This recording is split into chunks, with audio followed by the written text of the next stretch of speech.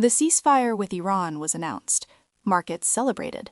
The S&P 500 extended its winning streak to 7 sessions, its longest run since October. And yet, on April 9th, only 5 ships crossed the Strait of Hormuz. Before the war, 130 to 160 vessels passed through daily. Iran promised a minimum of 15 ships during the truce. It delivered 5. That gap is not a logistical delay, it is leverage. Tehran is now charging tolls on the strait, demanding payment in cryptocurrency or Chinese yuan, and requiring ships to get military approval before entering waters still seeded with mines. The ceasefires stopped American bombs. It did not open the strait. WTI oil spiked above $102 during the session before pulling back to $97. Brent settled near $96.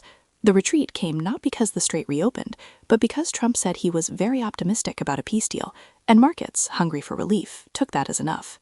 The structural problem is that Iran now holds a negotiating asset it has never had before, a choke point it can control without firing a single shot.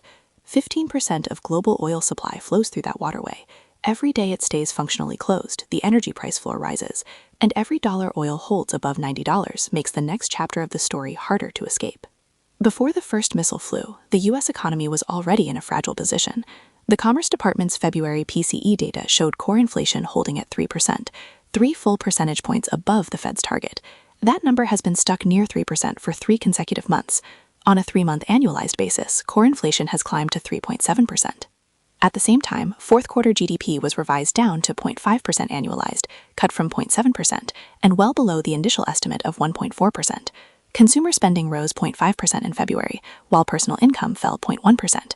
The economy was already decelerating before the oil shock arrived.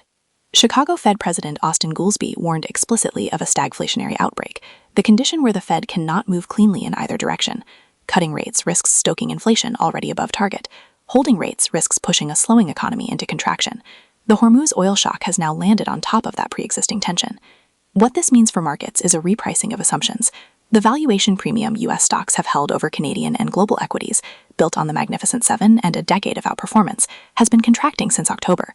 It is now at its lowest level since 2020. Canadian and global equities outperformed U.S. stocks last year, and again so far in 2026. The TSX, supported by energy and gold miners tracking oil near $100, has a structural advantage in this environment that it simply did not have in the low-inflation, tech-driven years prior. Running beneath both stories is a force reshaping capital allocation across North America. Artificial intelligence infrastructure requires electricity at a scale utilities did not plan for. Nevada's largest utility says proposed data centers would require 3 times the power needed to light all of Las Vegas, and it cannot meet that demand with renewables alone. North Carolina is delaying coal plant retirements. NextEra Energy abandoned its 2045 zero emissions target entirely. The Trump administration is actively encouraging states to keep coal online to serve data center load. That creates a direct tailwind for Canadian energy assets. AltaGas supplies natural gas to Loudoun County, Virginia, the largest data center concentration in the eastern United States, where natural gas serves as the essential backup fuel for power-hungry AI infrastructure.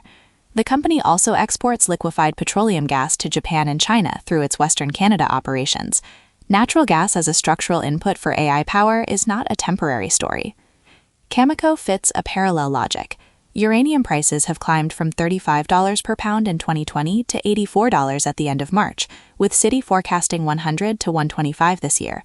AI-driven data center demand is one of the primary reasons governments are restarting nuclear programs globally. Cameco is up 26% year-to-date, while the S&P 500 is essentially flat. The weight of evidence across all 3 chapters points in the same direction. The stagflation trade has structural support from both the energy shock and the AI power demand cycle, and Canadian resource stocks are better positioned than U.S. tech to absorb what comes next. That leaning holds as long as the Strait of Hormuz remains functionally closed and the Fed remains on hold.